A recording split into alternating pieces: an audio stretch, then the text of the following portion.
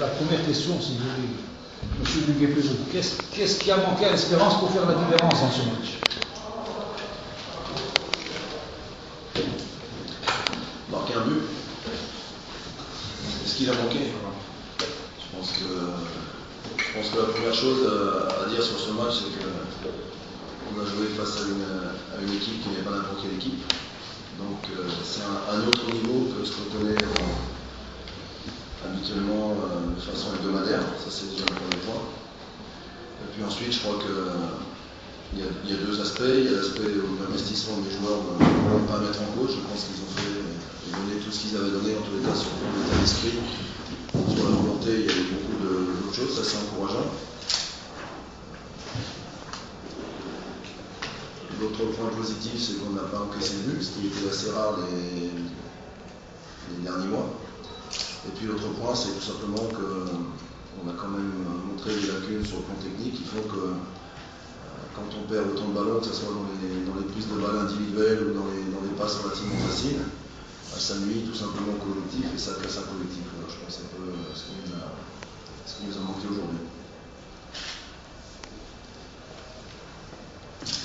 À part les ballons perdus au milieu de terrain, il y avait un blocage à 20 mètres du but adverse. On n'a pas senti que l'Espérance avait vraiment les moyens d'aller encore suivant. Je sais pas, on a joué avec nos moyens. Voilà, qu'est-ce que je dis? On a joué avec 4 joueurs en vocation offensive. Je pense que quand on a visionné plusieurs cassettes de cette équipe, je pense qu'il ne fallait pas prendre de but. Alors, je sais que ça ne vous plaît pas, mais pour gagner des matchs et pour être champion, je le répète qu'il faut être très solide sur le plan défensif, la récupération du ballon. Et après, on ne l'a pas bien utilisé, c'est ce que je constate. Ceci dit, on a eu quand même quelques occasions de but. Et puis c'était assez facile pour eux à préparer le match, puisque sur le site de la SEC aujourd'hui, j'ai trouvé tout, notre composition d'équipe, la façon dont on allait jouer, etc. Donc c'était, on remercie au passage les gens qui ont communiqué ça. Voilà, donc je pense que mon collègue français a eu tout le temps de préparer ça beaucoup plus facilement que moi sur le plan tactique. Le fait que l'Espérance soit à court de rythme par rapport à la SEC, est-ce que ça pesait? Je ne sais pas si on a court de rythme, mais j'ai eu l'impression quand même que l'équipe qui a poussé dans les 10 dernières minutes, c'est l'Espérance. J'ai cru voir ça, hein, moi j'ai pas bien vu, je ne sais pas. Et c'est trop facile de se réfugier derrière ça. Tout simplement, on avait une semaine de repos. On a eu 2 matchs de préparation qui étaient de bonne qualité. Aujourd'hui, il y a Kasraoui qui est devant le but, qui n'avait jamais joué avec Touati et Zied Dermani. Il y a 4 joueurs qui étaient pas là la semaine dernière, 4 qui étaient en sélection pour la préparation. C'est pas le meilleur moyen, mais je ne vais pas m'engager derrière ça parce qu'on va dire sinon je pleure. Et moi je ne suis pas là pour pleurer, moi j'ai un match pour le gagner, on ne l'a pas gagné face à une bonne équipe, je le répète encore une fois. Et puis je pense que c'est mieux de faire 0-0 que de perdre, parce qu'on aurait pu perdre aussi sur un ou autre compte avec un peu plus d'adresse de la part de nos adversaires. Il y a beaucoup de choses à améliorer encore, mais je pense que la saison est commencée. Malheureusement, on commence tout de suite par un match ici. C'est un peu gênant. Concernant le schéma tactique, est-ce que vous avez quelque chose à dire? Par exemple, on a vu Boucharouane placé sur la droite de l'attaque, alors que d'habitude il est sur le côté gauche. Et on a l'impression qu'il avait du mal justement donc, à trouver ses marques habituelles. Écoutez, on a joué de façon tout à fait différente que d'habitude. Je pense que vous l'avez vu quand même, avec 3 milieux pratiquement sur la ligne. Félix en axe, Ami sur le côté droit et Kamel Naïm sur le côté gauche. Un attaquant derrière 2 attaquants, c'est-à-dire de Saber en soutien, de Boucharouane et de Adriano. Et les consignes, c'était que les 2 joueurs étaient libres du moment qu'il y avait toujours un des 2 à la finition dans l'axe. Voilà. J'ai aussi dit à Boucharouane plusieurs fois de repartir sur son côté gauche. Il a tiré de ce côté-là parce qu'il me semble que pour frapper, c'est mieux, il se met plus vite sur son pied gauche pour frapper, mais c'est vrai que c'est au détriment aussi de la qualité de ses centres quand il est sur le côté gauche. Donc, mais quand je joue avec 2 attaquants, je veux dire, il faut aussi se déplacer, il faut bouger. Voilà. C'était une première aussi de le voir à ce poste-là. Un mot sur les changements. On a eu le sentiment, par exemple, le premier changement que vous faites, celui de Hami.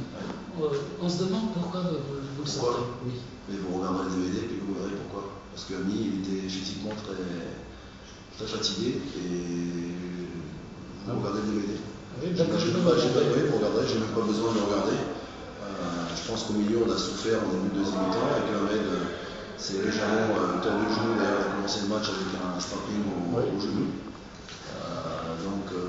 Vous n'étiez pas le seul, j'ai justement. estimé, bon, mais attendez, comment on fait pour avoir de la fraîcheur? Est-ce qu'il faut qu'on fasse un début de saison traditionnel comme on a 5 ou 6 semaines d'habitude? Et je veux dire, je refuse d'être attaqué sur la préparation quand on a que 3 semaines. Non, c'est pas une attaque, c'est une observation.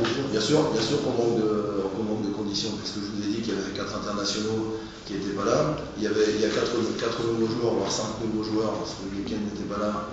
Je pense que de passer de certains clubs à l'Espérance, il y a quand même quelques changements. Donc voilà, donc on a dû gérer tout ça pour à la fois être prêt pour 80 minutes et puis pas trop tirer non plus pour garder de la fraîcheur. Donc c'était pas évident, mais de ce côté-là, je n'ai pas reproche à faire aux joueurs. Ils ont fait ce qu'ils avaient à faire, ils se sont dépassés comme ils ont dû le faire. Après, c'est vrai qu'on n'a pas marqué de but tout simplement. Si Kasdaoui avait réussi peut-être à redresser le ballon à la fin, on aurait différemment de maintenant. La suite, c'est demain matin, rendez-vous à 8h pour l'entraînement à 8h30 des Crassins. Est-ce que vous n'avez pas l'impression Bon, écoutez, on vient de finir le match il y a 20 minutes. La suite du parcours, vous la connaissez comme moi, c'est le déplacement au Soudan. Voilà.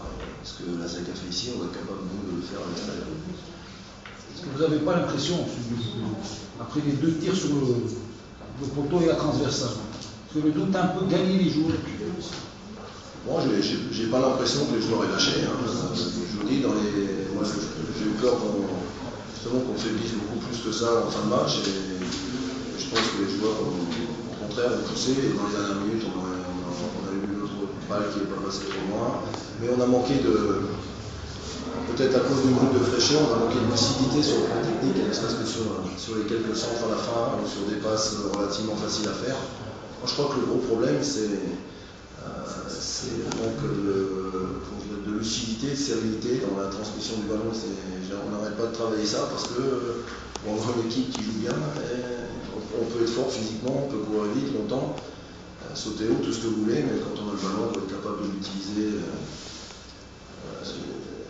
de l'utiliser beaucoup mieux qu'on le fait. Et je crois que si on a des gros progrès à faire, c'est pas l'organisation qu'on joue avec Aboucharin à droite, à gauche, pour moi ça n'a aucune importance, 1, 2, 3 attaquants. C'est l'animation qu'on fait du jeu. Peut-être que dans l'animation, on n'a pas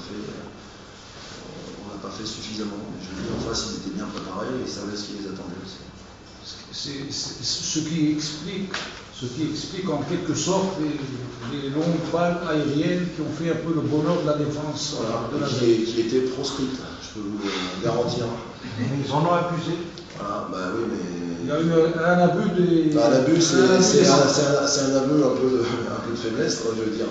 Mais à la mi-temps, moi, ce que j'ai demandé aux joueurs, c'est de jouer, d'avoir confiance et de jouer. Parce qu'à chaque fois que l'Espérance essaie de jouer et de poser le jeu, on est capable de le faire. Mais il faut avoir la lucidité pour ça. Et c'est vrai que balancer des grands ballons dans l'axe, en plus, je ne vais pas vous dire ce que. J'ai vu 3 matchs et j'ai fait des montages. J'ai dit aux joueurs, tout sauf balancer dans l'axe. Si vous les voyez après, vous leur posez la question. Face à une défense athlétique. J'ai dit, de toute façon, le balancer de derrière, c'est soit quand on ne peut pas faire autrement, si on est pressé, on a le droit de balancer, parce que s'il y a feu, on ne peut pas jouer. Peut-être qu'ils n'ont pas entendu le mot soft. On va balancer dans l'axe, le plus soft. Ouais, peut-être. Pourtant, ça vient à traduire, je ne vais pas vous mentir.